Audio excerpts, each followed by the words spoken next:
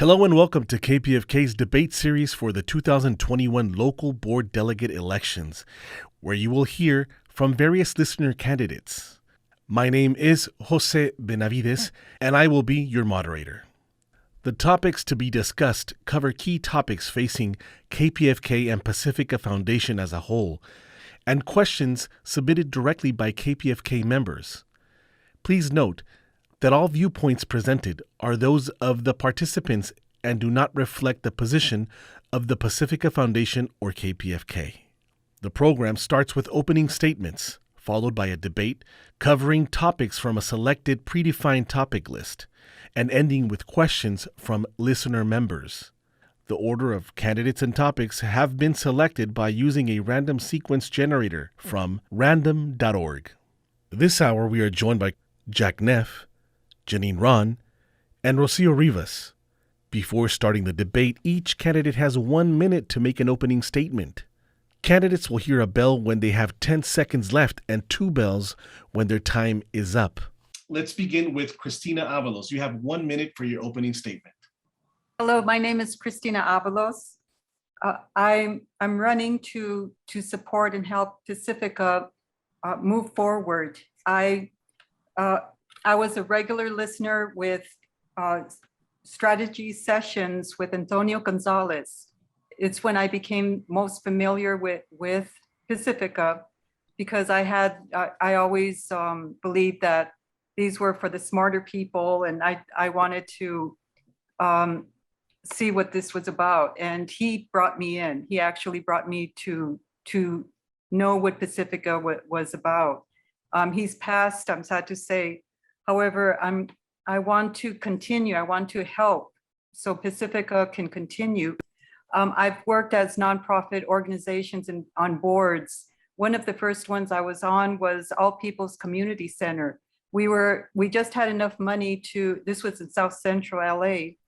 We just had enough money for operations. Now we're a multi-million dollar agency. Thank you. Micheal Heiss, you have 1 minute. Thank you. By way of introduction, my name is Mike Heiss. To use a radio cliche, I'm a longtime listener, but a first-time local station board candidate. I've been in around media and radio and television and the technology, in particular broadcasting, for many, many years. I've been on a number of educational, nonprofit and trade association religious boards. I have board experience, but I feel that we are at a crossroads with both Pacifica and Kpfk. There's a jigsaw puzzle that we need to put together without having the puzzle fall off the table. We need more listeners so we can have more supporters. But what do we do to increase the listenership, define the listenership, and better serve the listenership? And we need public awareness outside of the listenership through a variety of things that hopefully we'll get to later. Okay, thank you. Oye Oyeyipo, you have 1 minute. Hi, my name is Oye Oyeyipo, and I'm running for a seat on Kpfk's local station board because I believe in Pacifica structure. I also believe that a respectful dialogue between board members and management could go a long way to steering stations in the right direction. I believe programmers better serve producing content, and my experience here will help me understand how I can better help this project to keep going strong during and after my tenure. I have been on a planning committee that worked with the state of California to preserve a Black historical park. That's Colonel Allensworth State Park in Tulare County. I've also volunteered as a docent from that same park. I'm a fellow facilitating STEM classes to middle and high schoolers. A vote for me is an indication of your want for improving fundraising methods, improving programming content, and to increase community outreach. Thank you. Thank you. Ziri Rideaux, you have 1 minute. Hi, I'm Ziri Rideaux, ZIRI, and I'm running for Kpfk local station board. As a progressive journalist and longtime supporter, I love our station, but I'm very concerned with the neoliberal narration that's creeping in. I don't want Kpfk going the way of NPR. So we need to bring back the focus on human rights, social justice, anti-war, anti-racism, and environmental issues that lie at the heart of this great station. And yes, We do need responsible management and transparency. Now is the time to fight for the original mission and to find better ways of community organizing, programming, and fundraising. I want to get the youngsters involved, end the endless fund drives, use a stronger branding, online presence, and podcasts for fundraising. I stand for responsible management and transparency. I want more community outreach and sponsored events. In times of censorship, corruption, and corporate media, we need Kpfk to stay strong, independent, and tell it like it is. So please vote for me, Z-I-R-I, Ziri. Thank you. Thank you, Ziri. We now move on to the debate. The debate format consists of assigning one topic to one candidate as determined by the initial random sequence and allowing that candidates 2 minutes to develop their answer. All other candidates following the order defined by the initial random sequence get 30 seconds each to comment or ask a follow-up question. The structure iterates through all candidates until we have the opportunity to address a topic in depth. Christina, this is your topic. What are the strengths and weaknesses of the existing models of fundraising at Kpfk and Pacifica? What are some alternative fundraising ideas, models, and strategies and timeline that you expect for your solutions? You have 2 minutes. Go ahead. Hello, yes, I believe the strengths are the memberships and the board and the people that work on as a staff. For fundraising, I believe I could bring in my experiences in doing proposals and grant writings, in networking and outreach with the communities, particularly with the Latino community, because that's where my base is. However, I believe we need to be inclusive with all groups, all organizations, and bring in organizations to support Kpfk. And I also believe that Pacifica, New Day Pacifica would help with stabilizing with a board of directors, with the executive director. One of the first actions that I would do in nonprofits is to make sure we have a stable executive director. Otherwise, the organization just goes in all different directions.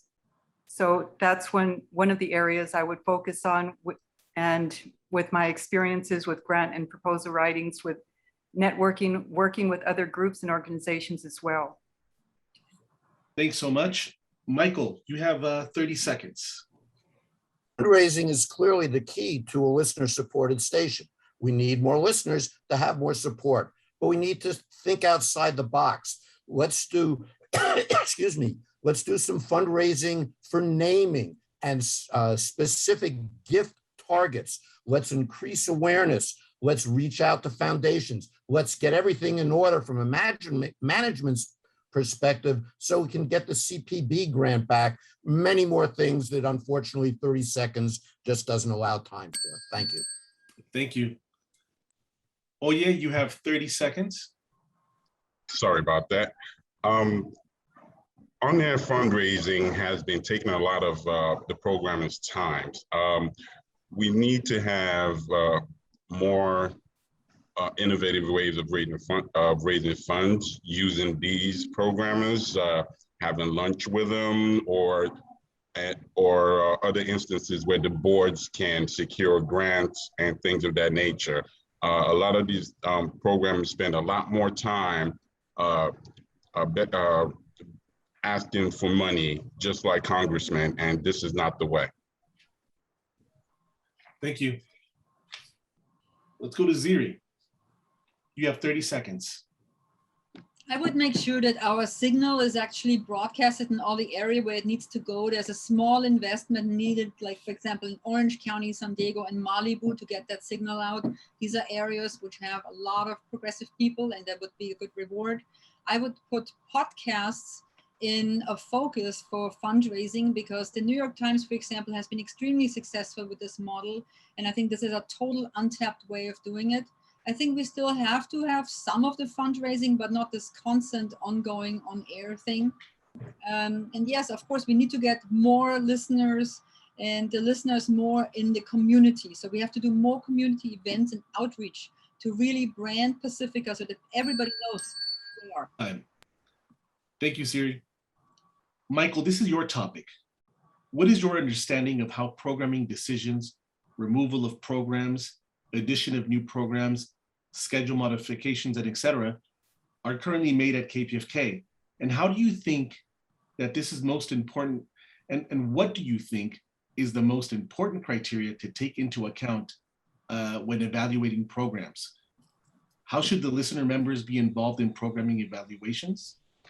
Well, to be real honest, I have no idea how those things are decided. And I don't think anybody else, both inside and outside the station, does. We need to have clearly defined management responsibility, management roles. As a member of the local station board, it wouldn't be our job to make those decisions, but to have the oversight to make certain that the decisions are being made correctly. I think at the heart of programming to determine, it's like who shall live and who shall die, for goodness sakes. You need to have research. When was the last time we had research?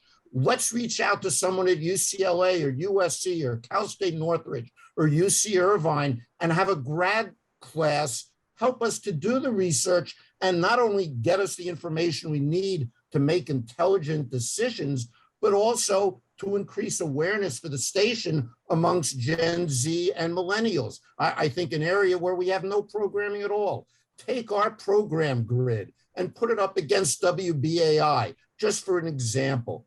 We don't have, we talk about inclusivity, but I can make, and in fact, if I can find it, a whole list of station programming that WBAI is an example. They have K-pop, they have Haitian, they have Caribbean, they have parenting, they have things aimed at the incarcerated. If you look at Los Angeles, where there are so many diverse communities, do we attach programming to all of the different varieties of people within the Asian communities, the Hispanic communities? There's a large amount of programming that we can do. We need to have more programming spots. I'm an advocate of investing in technology for HD radio, so we could actually triple the amount of programming slots at a very, very nominal cost.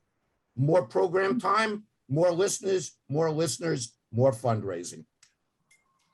Thank you. Oye, you have 30 seconds. To my understanding, decisions of what programs stay and go are made by the general manager. There's also a program evaluation policy that was implemented in the 2010s by the National Board.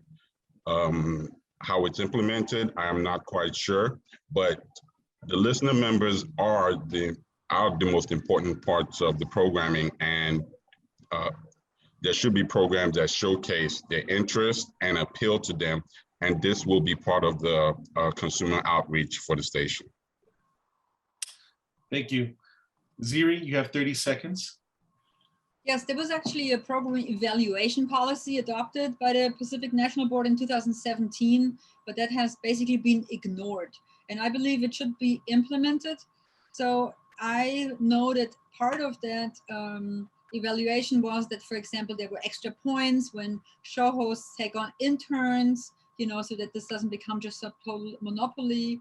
I agree that it has to be more aligned with the Pacifica mission, and a lot of the programs are no longer. So I feel this needs to very much be at the core of all the programming decision. And yes, I agree that the local station board should be very much involved and should work with the management to make the right decisions to stay on the Pacifica mission.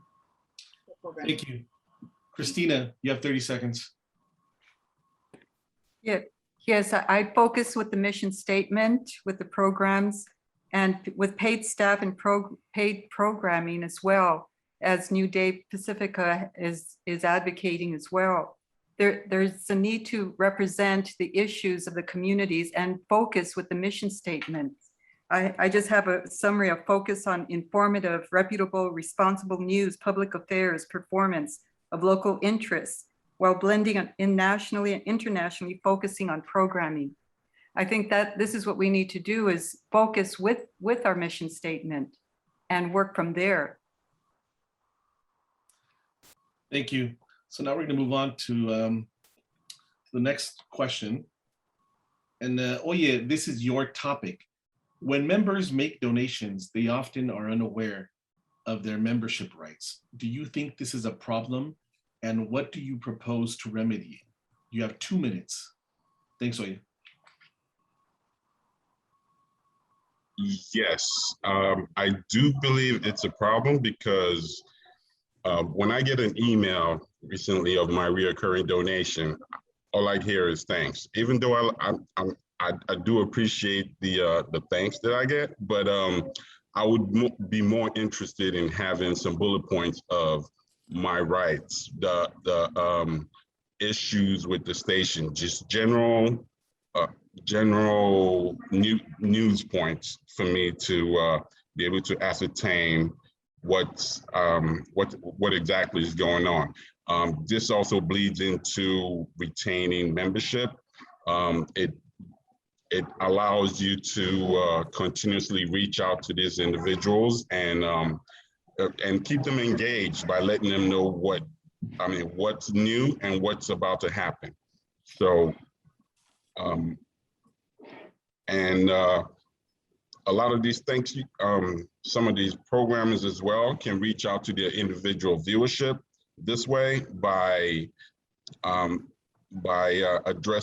sending out personalized emails and addressing them, and they feel more connected when they have an opportunity for their favorite programmer to tell them what's on the agenda and what Pacifica is looking to do in the future.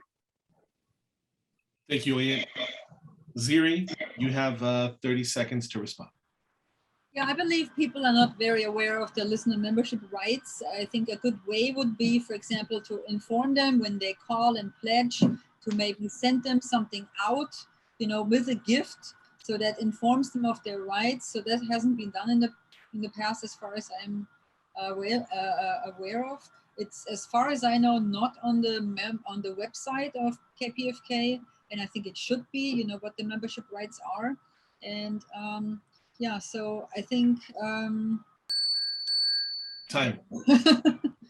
Thank you. Christina, you have 30 seconds. Yes, I like that idea about keeping listeners engaged by keeping them informed and keeping them communicating with them in a way that they are informed of their rights, participation.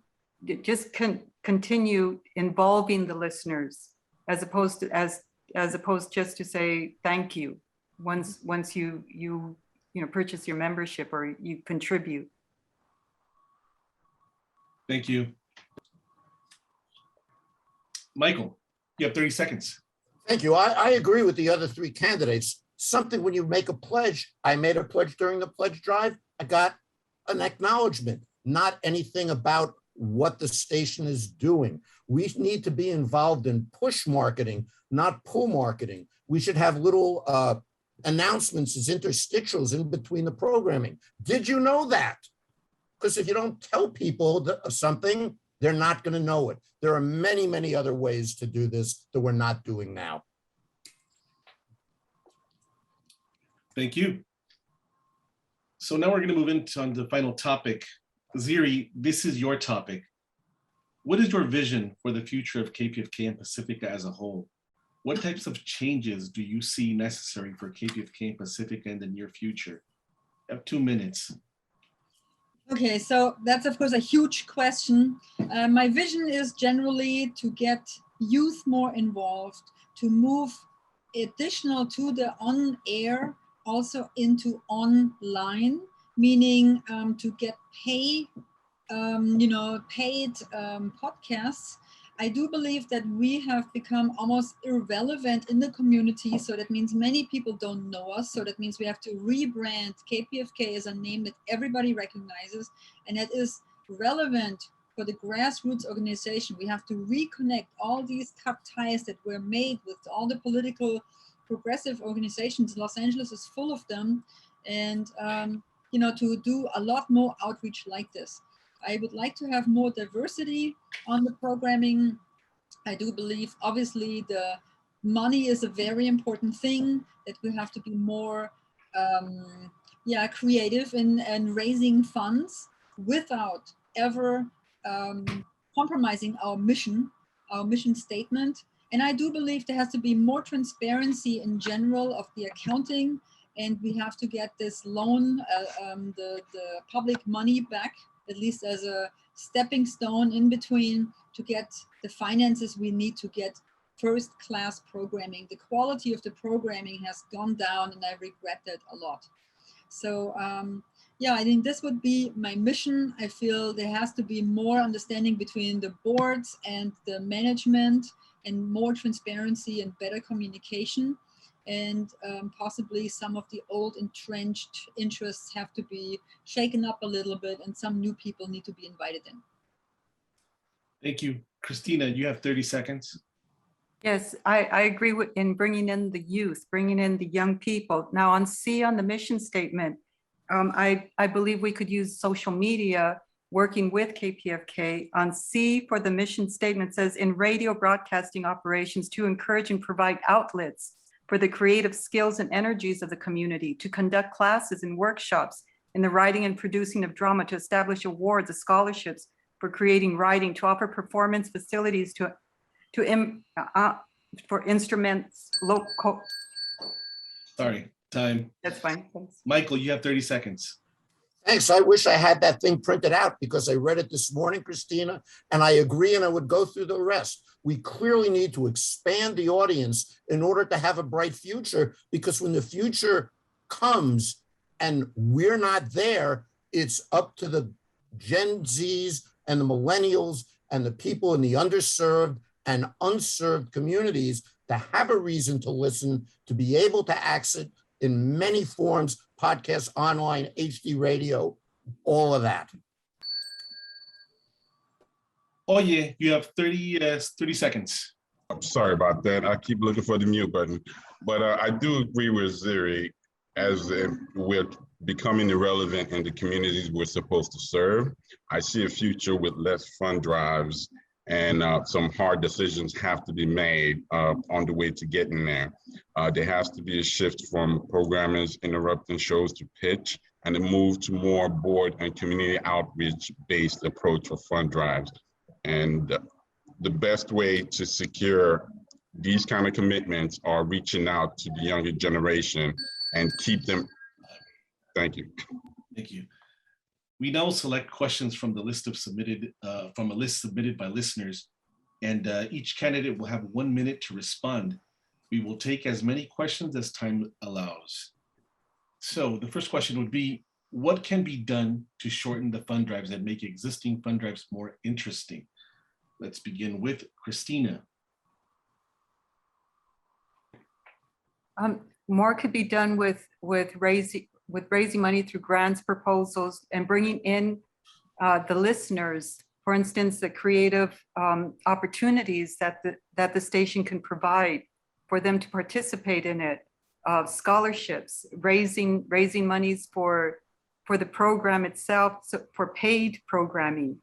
So I would focus with, again, grants and proposals, and bringing in other groups and organizations as support and expand the services of KPFK that KPFK is able to do. Thank you. Michael, you have 1 minute. Thank you. We need, again, to get engaged in push marketing, not pull marketing. First thing I would do is get rid of some of the things that I heard over the last early morning programming that are infomercials masquerading as funds driving. To me, that's contrary to the mission of a non-commercial station. We clearly need to try and get more grants. We should try and look again for naming donations, to reach out to people who can endow not just money in your will, but to name it the Joe Blow Studio, something along those lines, that is not commercial, but incents a donor to become a major donor. We need to look at the same time for small donors, which is the reason why donate $250 to get a gold filter just offends me. Let's go for many listeners, many donors, small and large. Thank you.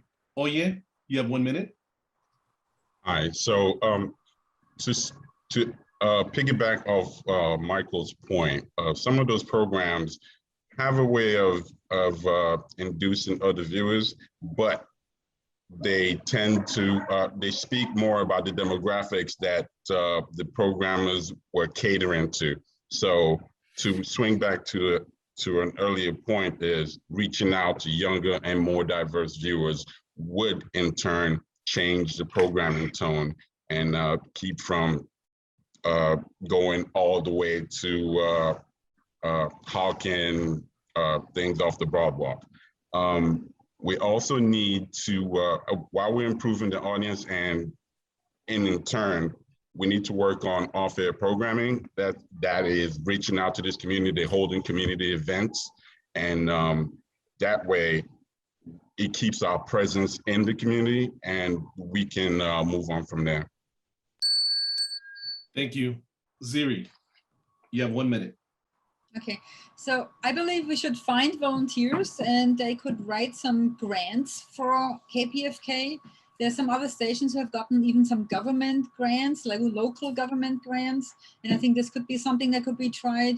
For example, you know, to get grant funding, we could urge people to work on specific political issues that are currently a hot button, for example, around vaccination or disaster preparedness.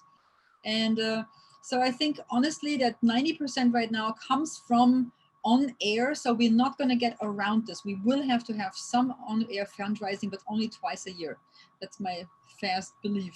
And then the most of it will be podcasts, I believe. They are the total underestimated source, I bet on. Okay, what will be your involvement in the social, cultural, and political issues of Leimert Park area and struggle of the mostly African-American residents there against gentrification? Christina. I would work with social media or being there physically, personally, bringing KPFK to the area, putting up a booth, putting up awareness so that participation of the community could easily get involved once you put up a booth, once you've done outreach physically as well. So that would be one of my first strategies. Thank you. Let's go to Michael. This is an area where social media and podcasts come into play. Last weekend, Earl Afari Hutchison did a whole program on gentrification in the Crenshaw Mall, and he had to stop because his time was up. Well, what if that could be continued into a podcast, into a streaming thing? It's not my job to participate in those. As a local station board member, I would encourage the station to do those, but I'd love to participate in them because I think the Crenshaw Mall and Leimert Park are vibrant communities. How do you have a discussion? As Earl Afari Hutchison had on his show, there are pros and cons. It's not just about keep it as is or change it to something totally different. How do you blend everything together? How do you put the pieces of the jigsaw together, keep the old, benefit from the new, everybody wins, let's do it. Thank you. Let's go to Oye. I can say I have a little experience with this, being on a planning committee that worked through the California State Historical Park. I would say one way I would look into this is to hold events in the current community. Like Michael said, the Crenshaw Mall. Radio programs can be held there where members that represent that community can come to answer in a public forum to what's going on and what can be done. There should be more transparency. In the case of the Crenshaw Mall, there should be more transparency as to why one developer got it over another developer that's from the community when both bids could have been as equal.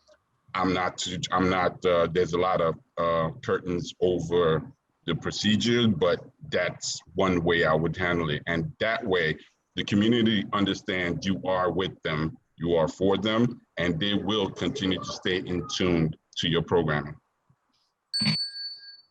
Thank you. Ziri.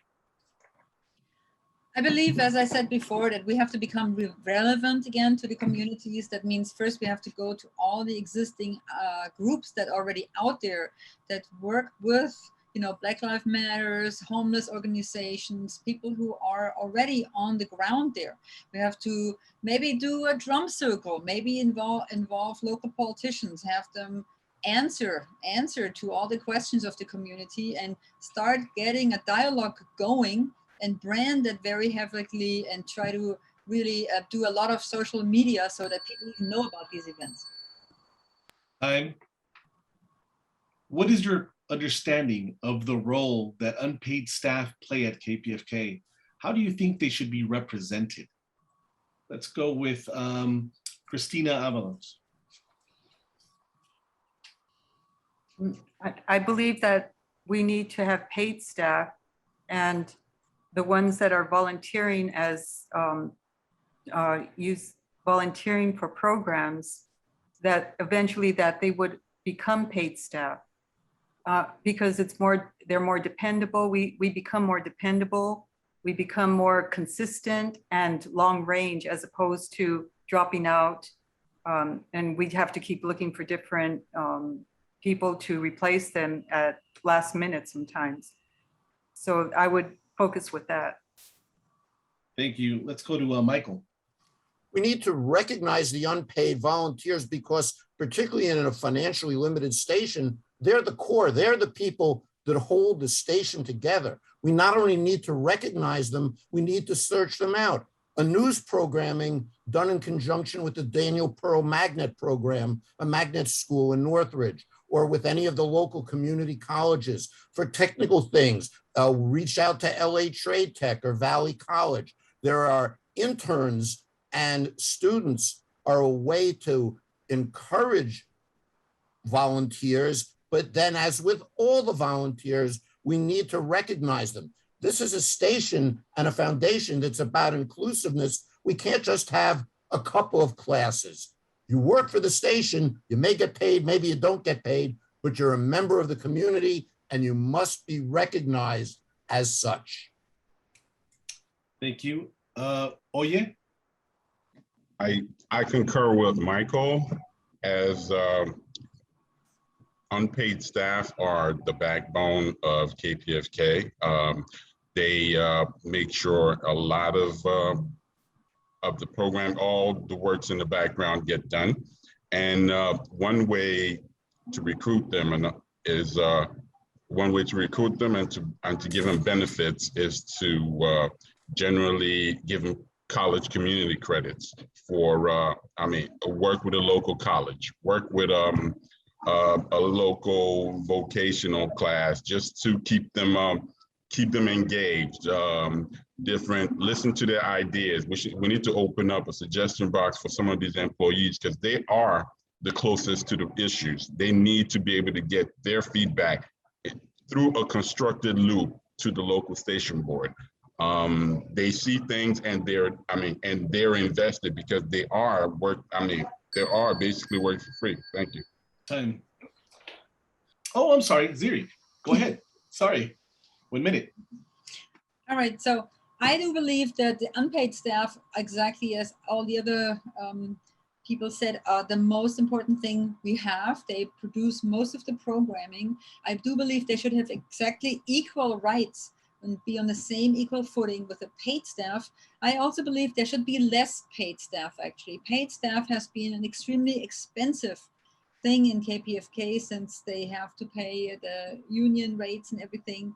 And so I do believe this is a community radio where lots of people should be invited to participate. There could be definitely a system of validation and verification that everybody actually shows up and becomes reliable contributor to this. And so I am in favor of unpaid staff being the main contributors and not paid staff. I think paid staff should be less. Thank you. Thank you. Now so everybody has 1 minute for your final closing statement. We're going to begin with Micheal. 1 minute for your closing statement. Thank you. Again, I encourage everyone to vote. And of course, I encourage you to vote for me. I want to put the jigsaw puzzle of KPFK back together, but not have the dog come and throw it off the table. We need to put together the piece of listening, the piece of financial and management oversight, programming, public awareness. Let's have candidate debates for local offices, city council members, local district offices. Let's hold them and have the media then, the real media, the other media say, tonight on KPFK, Joe Blow or Jane so-and-so said this, and that increases our awareness. We need listenership, or we won't have any sponsorship at all. We need to improve the technology, not only podcasts, HD radio, extended social medium, public events. There's much that can be done. There's much that has to be done. And if elected, I will help to get it done. Thank you so much. Let's go with Oye. Your final statement, you have 1 minute.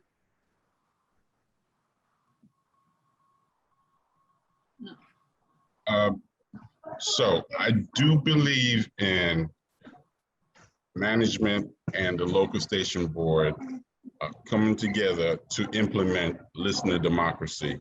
The bylaws were created for a reason, but there's been less awareness made to the listening audience about their rights. Democracy cannot be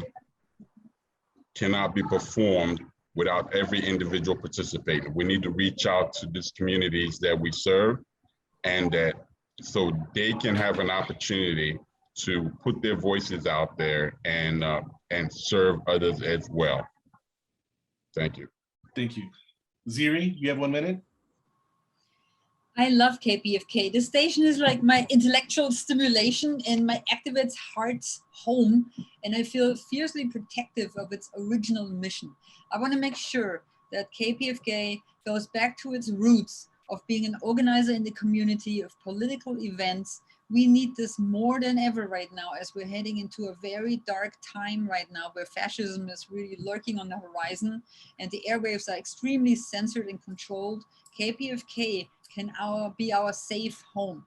Yes, there's a lot of stuff to be done with reprogramming, making it more relevant and available in the community, rebranding KPFK that everybody recognizes this name, different forms of fundraising, including podcasts and online technology would be very important. A better signal in certain areas which are underserved right now, and again, community outreach. We live in Los Angeles and Hollywood. We could even get a lot of celebrities involved and immediately have the ear of the community right there. So please vote for me, Ziri. Thank you. Christina Avalos? Yes, I'm ready to bring more to the table. I'd like to do everything that I was addressing, focus with the mission statement of KPFK, bring the community outreach physically, use social media, do outreach not only to college students. What about our high schools and junior highs? This is our next generation. Why aren't we addressing that our kids? And I'd like to see more of that. With my experiences with grant writing and proposal writings, I believe KPFK can grow to everything the mission statement initially was meant to do. Thank you. Please vote for me. Thank you. Thank you for listening to KPFK's debate series for 2021 Local Board Delegate Elections. My name is Jose Benavides, the moderator for the program. Visit elections.pacifica.org for all questions and to file a ballot request form. Make sure to cast your ballots before 11:59 p.m. on October 15th, 2021. Thank you.